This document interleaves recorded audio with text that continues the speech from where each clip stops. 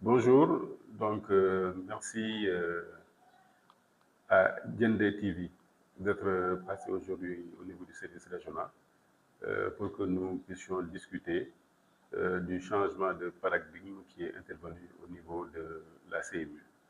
Donc moi, c'est Dr Cheikh Ndiago Faye, je suis le chef de service régional de l'Agence sénégalaise de la couverture sanitaire universelle.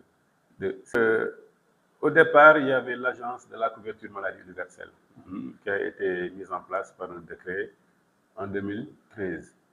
Donc, c'est une agence qui était chargée d'organiser la demande de soins. Vous savez, dans la santé, il y a l'offre et la demande.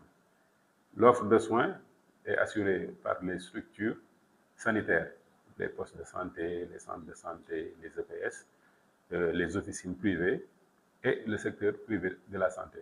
Donc, les prestataires, eux, c'est eux qui administrent les soins aux bénéficiaires. Maintenant, donc les structures sont là, mais les patients, eux, constituent la demande en soins.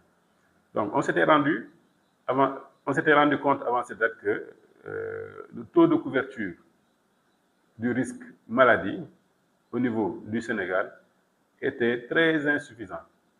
Donc, étaient couverts les bénéficiaires qui travaillaient pour le secteur public à travers le FNR et les travailleurs du secteur privé formel à travers l'IPRES. Donc, ce taux de couverture était environ de 20% de la population. Donc, les 80% autres restants qui constituaient le monde rural et le secteur informel n'étaient pas pris en charge sur le plan médical.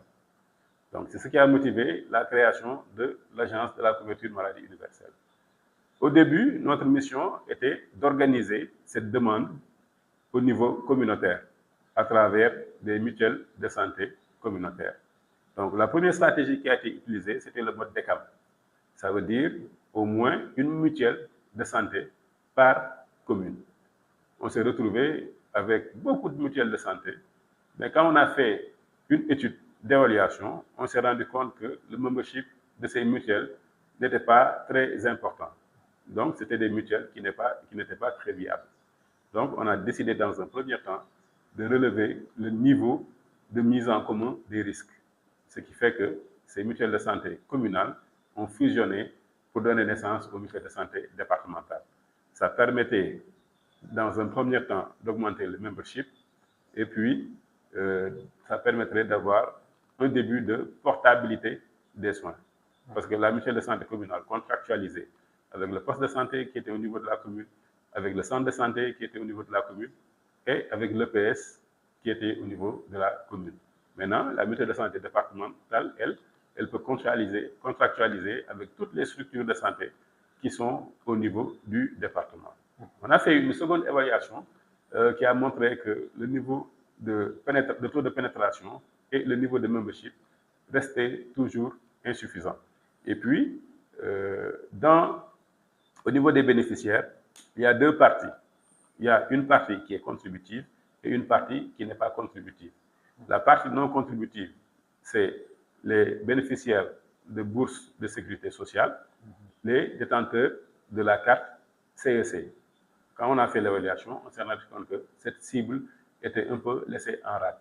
Donc, en 2024, il y a eu un décret qui a transformé la CMU en CSU. Donc maintenant, nous sommes l'Agence sénégalaise de la couverture sanitaire universelle.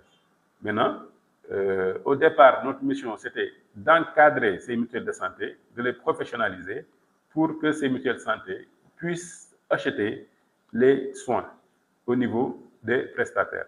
Maintenant, le nouveau décret fait que la CMU s'est transformée en une caisse d'assurance maladie. Ce qui fait que la CMU peut collecter les cotisations et puis acheter des soins pour ses bénéficiaires.